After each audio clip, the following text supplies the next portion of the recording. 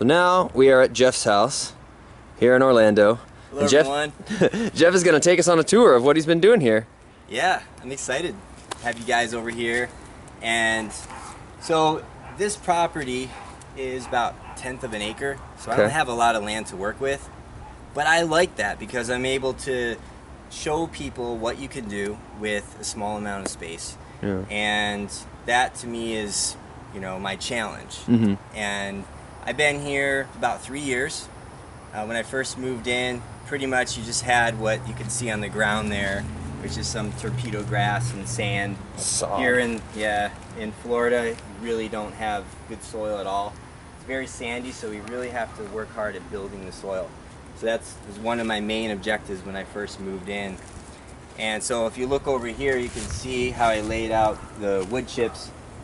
That area of the ground there was level with the driveway when I first moved in. So I've raised it practically, you know, a few feet. And so it's really important to be building the soil, not only putting wood chips down, but a lot of mushroom compost that we get from a local mushroom grower. And that's their waste product. Yeah. You know, what they're producing.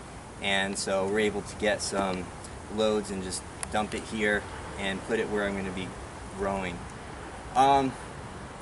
Because I don't have a lot of space, I've also been figuring out different ways to grow vertically. Alright, so, you know, I have some pine trees here, and I have some nylon netting. There's chayote squash growing up. Nice. And then even if you walk over here, I have purple ube yam. Which will grow right up that. I harvest some of these yams November, December that were about 20 pounds. Wow. You know, so the yams are the ones that grow vertically, and then you have one large yam at the end of the season. This is the Dioscoriolata purple ube yam. I also have a white variety that can grow over 100 pounds. 100 pounds in one yam? Yes. Holy cow. Yeah. That's massive. Yeah, and can't even pick it up. It's kind of like a competition with me and some of my Florida friends. Who's going to be growing the largest yam? But yeah, my friend Josh, I think he has the record now. I think it's probably like over 120 pounds or so. Oh my gosh. Yeah, so, and about the period of gestation for a child, you know, 9 months or so, or a little bit more. Yeah, you can grow a really large yam. Leave it in a few years, then I think is when you get the 100-pound. Yeah. But you can still get a really good size yam in one season. So yeah, so I'm growing vertically, just with the yams, easily on this space. If you have it around the perimeter, you know, you could easily do 1,000 pounds, right? Yeah.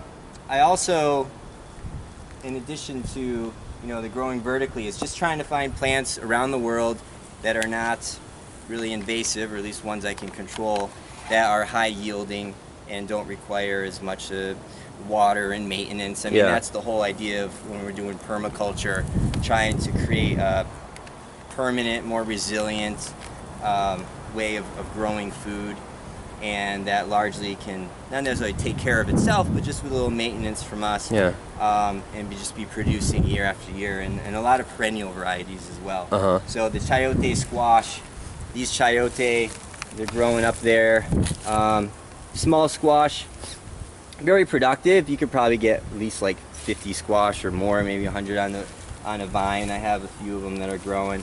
They'll be growing vertically here. Along here, I'm gonna have some loofah vines growing up, and the loofah gourd you can actually eat when it's young, but also you know it more as what you get in the store for scrubbing, exfoliating the skin. But you know, you can grow it here in Florida, and it has beautiful flowers that you can also eat, and so there's a lot of benefits to that. But yes, again, when I was talking about finding high yield varieties, we got papayas, hundreds of pounds of papayas that I grew this year. I use my papayas for so many purposes. I will spiralize them into noodles, and you can use it for pasta or pad thai. I will cube them and use it like a squash, making maybe like some curry dishes. And then you could have a refreshing summer salad by just shaving julienne style.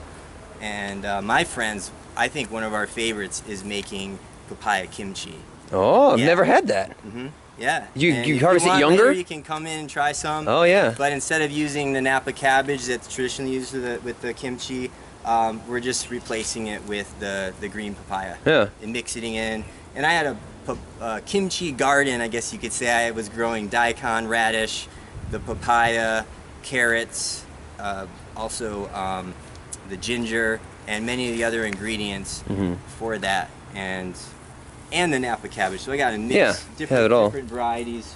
Another thing that I've been doing for the vertical space is taking some plants that may be slightly invasive, like this bitter melon, and making these what I call portavines. All right, this is the portable vertical space here, and so now I would have the bitter melon here, and there's a tower over there. That's the Tindora cucumber, and that's a perennial cucumber variety. Perennial cucumber. Yes.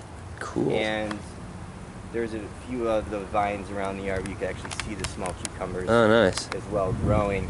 And then I have a few other vertical towers over there that are growing xiaogulan, which is xiaogulan's a Chinese longevity vine. It has many of the same chemical properties as ginseng. Oh. So it's our way of growing a plant that has the medicinal properties of ginseng here in Central Florida, and it grows very fast, and you can use it for teas and tinctures. Nice. Yeah, so I'm growing a lot of food, but also a lot of medicinal plants.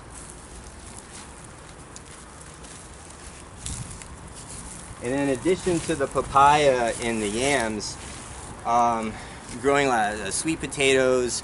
We have Seminole pumpkin, which is a great pumpkin variety here. I know I'm missing things, but bananas, and I've probably seen some of the other properties. Just ways to produce. We're talking, you could have thousands of pounds of food on a small amount of space. Yeah. You know, it can be done. It's not that we have a food like problem where we're not able to grow enough food. It's mostly a food distribution problem. We got 40% of food in the United States that's being wasted. Yeah. And it's ending up in landfills and you know, and so we're figuring out ways, okay, we can grow a lot of food, and then our food waste, we can take that and use it for composting. I have a worm bin where the worms are munching away, breaking down any of the food scraps that I have. I have another compost bin, and there's many different ways of using my food waste in the garden.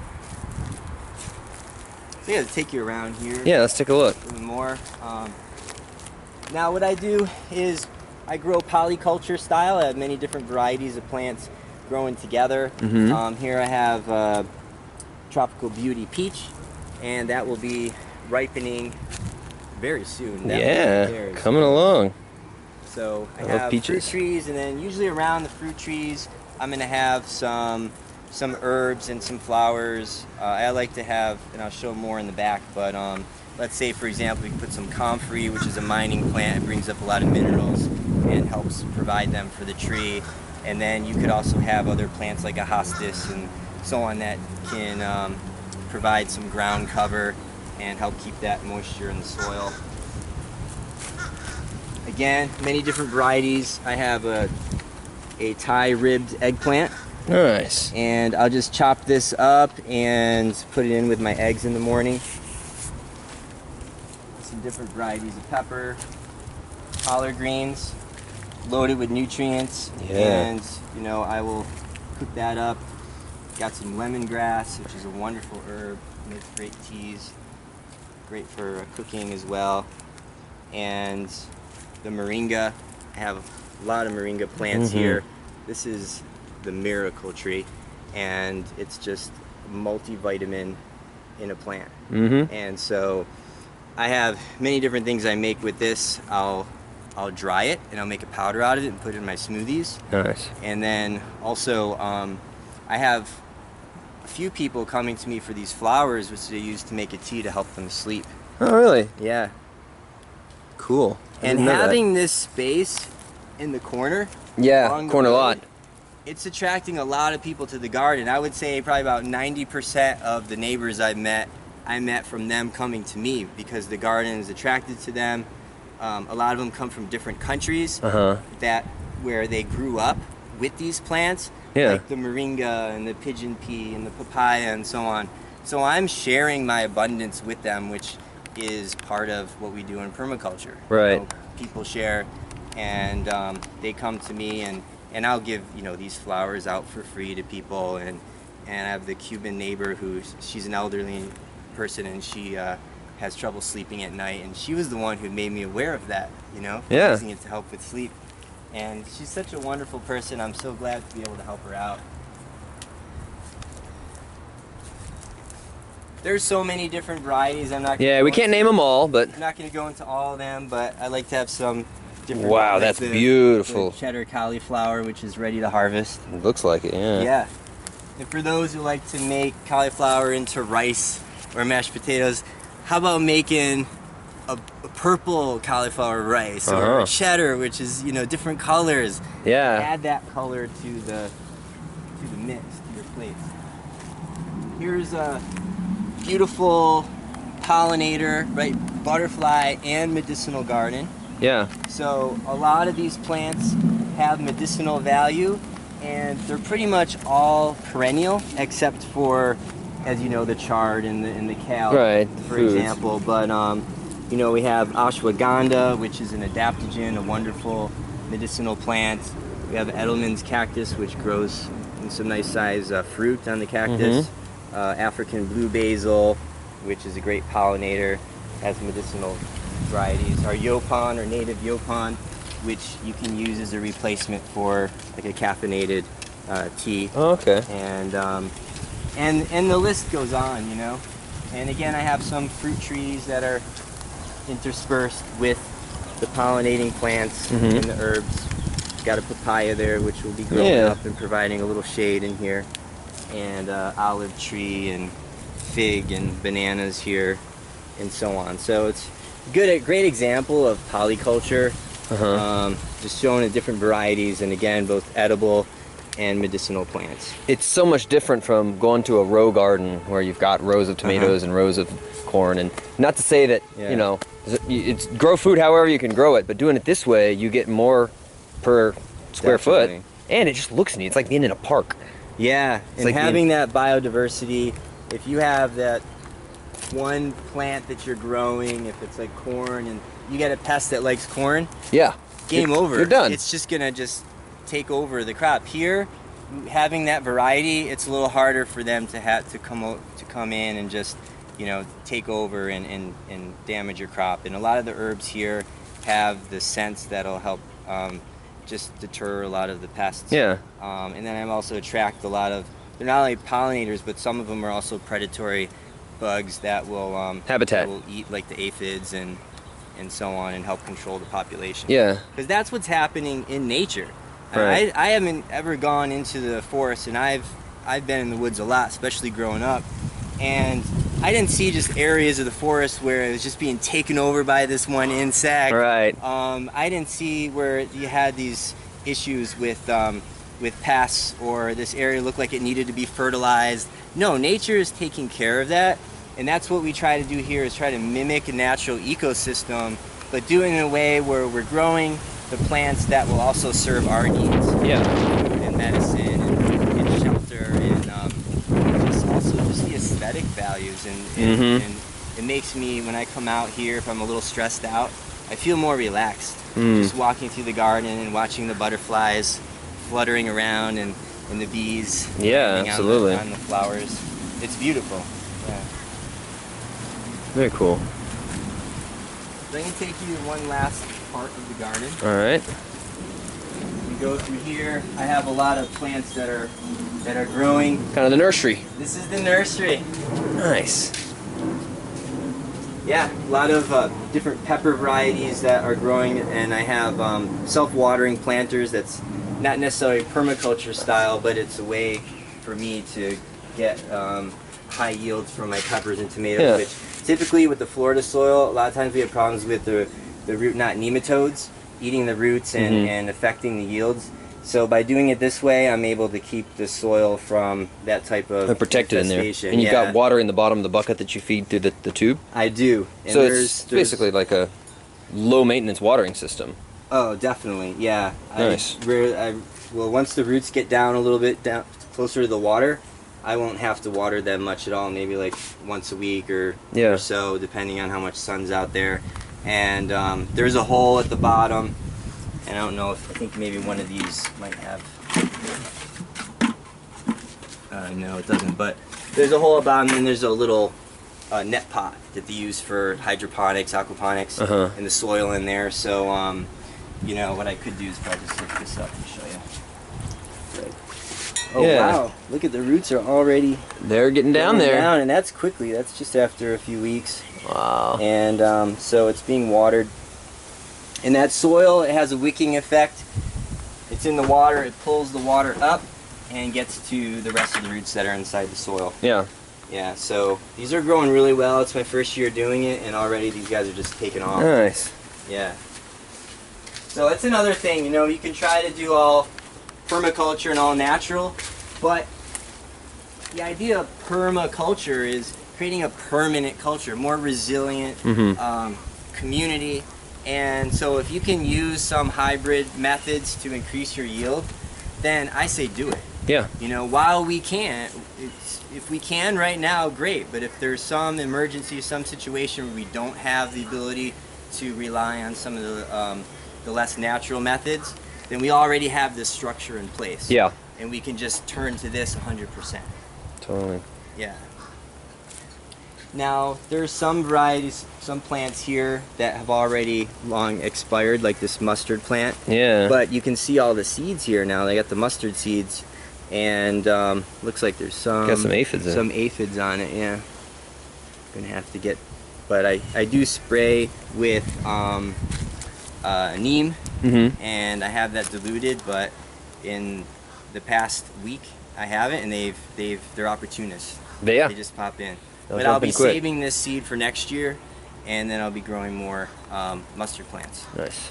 Yeah, so yeah, there's a lot of different varieties here. We got the purple cauliflower in there. Oh, that's beautiful. Yeah, it's a really nice one. It's another one I have to harvest soon. And then another vertical technique that I used last year that I'm doing again is I have the yams along the fence. And as you can see, I mean, this guy Jumping. is probably about 2 weeks Wow. from just to the bottom, popping up. He's climbing really fast. Once they get up to the top, they're going to really start producing a lot of leaves, and this will provide also some more shade for the garden, because now we're facing the south, which is where the sun's coming during the summer. Yeah. And we're stacking functions that we do in permaculture. We have not only are we growing food, but we're also growing shade. And Privacy so, barrier too. Yeah, and privacy. Block Yeah, the there's view. many different uses for that. Yeah. Another one I forgot to mention earlier is cassava. Cassava is another high yield plant, so you're going to get these edible root tubers that, you know, could be like this large. From the like they're in the ground. You're Yes. eating. Do you eat the leaves? Actually, you can. Not a lot of people know that, but they have, I think, some cyanide in them, just like the chaya, which is another high nutrient plant. Yeah. But what you do is you just boil it for about 20 minutes or so, and then you can incorporate it into your recipes. Yeah. I found a few African recipes that were really good that that I've used the leaves. They're very high in vitamin A. The cassava doesn't have high nutrients per se, but it's filling, you know, so it's a great staple, just like, let's say, rice would for in the Asian community, or you know, some of these others, like pasta would be for, you know, different communities. So the cassava, you can make the yuca. It's also called yuca fries. Right. I make a great porridge out of it, and it has a slight sweet taste to it, and I use it instead of oatmeal. So okay, so I'm growing my porridge, my oatmeal, growing my rice, because I can rice my papaya. I can make noodles out of the papaya, or a zucchini, or some of the, or even probably a cucumber. You can make noodles. So think about the textures. Think about the type of food items that you like to eat, and see if you can grow something, you know, in your community, in your garden, that can be a substitute for that. Yeah. You can produce an abundance of it and not have to go to the store, and have that alternative, you know, not have to, you still go to the store, but you won't have to buy as many food items. Yeah. And it's healthier. If Totally. you can do grain free, you know, this is not grain, this, Same with the papaya. Same. It's a rice alternative, noodle alternative, oatmeal porridge alternative. That's not grain. It's actually healthier for you and higher nutrients. And I see some solar up there. Is that the main system for the house? Can you run your house on it, or is it? Yes. I wouldn't. Some months I have a bill that's close to zero. Wow. So yeah. You know, I also work from home, and I have other things going on with processing and dehydrating things with not only the solar but also electric. So some of those costs for business costs and work costs are also going into it. But still, my bill on average may be like, I don't know, like $30-40 a month. That's great. And then some months, like I said, it's down to zero. I have the rainwater collection, which is helping. And then, you know, as far as, well, yeah, there's ways where you can just save money by taking this and then taking any waste products, water, saving money with it. Yeah. Got mulberries here. I got several different varieties. Oh yeah, look at that. One that looks pretty ripe right now. Sure does. There's a few of them. Nice. Yeah, mulberries grow great. I mean, imagine a tree that grows blackberries, and this is it. And it grows well in Florida. And a lot of the plants I grow, you can grow just from cuttings. This is a tree that you can grow from cuttings. Nice. You know, just cut a piece about 6 to 8 inches, stick it in a planter, let it grow, and then just transfer the soil. You can do the same thing with figs. You can do the same thing with moringa. And so it's very easy to share your plants with other people. Right. You don't have to lose it to share it. You can just... Passion vine produces passion fruit. And there's one variety, the Passiflora incarnata, that you can dry and make teas out of it. Or you could even make it fresh with the fresh leaf. And it also helps you sleep. It reduces anxiety. So just another plant, multiple functions, and it's both edible and medicinal. Beautiful. And in here, it's just not, they're not popping up yet, but I have gingers and turmeric. Okay. Many different varieties, especially the turmeric. I have turmerics that are blue, purple, yellow, and of course orange, and they all have different, you know, different properties. Some of the purple and the blue, they're more for medicinal purposes, and they're very high in curcumin, a lot higher than the curcumin levels of the turmeric you get in the store, and that's the compound that has a lot of the anti-inflammatory properties that people are looking for, who might have issues with their joints and things like that. So inflammation is a precursor to cancer, so a lot of people want to find plants that have anti-inflammatory properties, and so that's definitely one of them. There's also some greens that have high anti-inflammatory properties, like this Okinawa spinach. Oh yeah, I had some of that this morning at the Peanut Butter Palace. Yeah, it's wonderful, and it grows really well. And another thing, you can just propagate through a cutting. Got some citrus here. We have some little baby oranges. Yeah, I see them. And grapefruit. These were originally here when I came, and these trees needed a lot of help, so I had to cut them back and just really add a lot of nutrients to the soil. And they're coming back to life, you know. Yeah, they look good. Really they're manageable. Excited about that, yeah. So, man, I could talk forever about everything in here, but you get an idea of what I'm doing, and this is the best way for people to experience, is just to come and to look at the garden, to taste some of the plants here, and just give them an alternative for their yards. Yeah. You know, you can. I'll just move over here because the sun's in my eyes. But you think about having a yard that's sort of like a consumer-based model. You know, you're putting a lot of money in, and what are you getting out of it? Not much. I mean, maybe it's a play space for your kids or your dog and so on, and I can see that. But you know, you could also have a community where there's a park for them to go and play, where they could go. But then you have the producer-based model where you're investing some into the yard, but then it's producing a lot more in return. Yeah. And you know, I've been here for about, I said 3 years, but within another year or two, I see myself as being able to increase the amount of food that I'm having my, let's say, the amount of food I eat each day, probably maybe like 80% or so from the land. Right now, That's a really good number. right now, if I had to, and I didn't have the store, I could survive. Yeah. But you know, Be tight. it's it would be Lots tight. of I'd be greens. eating a lot of the same, Yeah. a lot of the same foods and everything. But that's something that I can say that a lot of people can't. It's true. You Most know? people wouldn't make it at all. They wouldn't make it a week. No, so it's a great starting point. And Yeah. instead of you know, poisoning the yard with chemical fertilizers and pest control and having those people come, I'm adding soil microbes, I'm adding nutrients, I'm making the soil healthier and better than it was. Mm-hmm. You know? And you're eating from it. Yeah.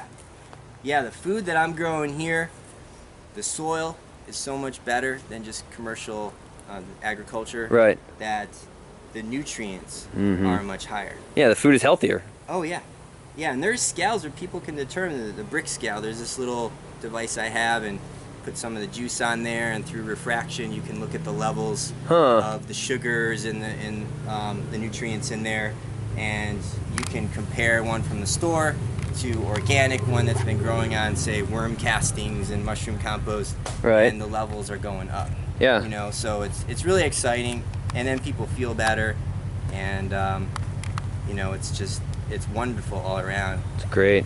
Yeah. Well, it's good work you're doing. I feel like you've really done a lot with this space, and it's just amazing how much you can do with the 1/10 of an acre. It's amazing, I know. Yeah. It's a great challenge, and I'm definitely, you know, been taking it on and having a lot of success with it. Great. Well, thanks for showing us around. Sure. Appreciate it. Yeah.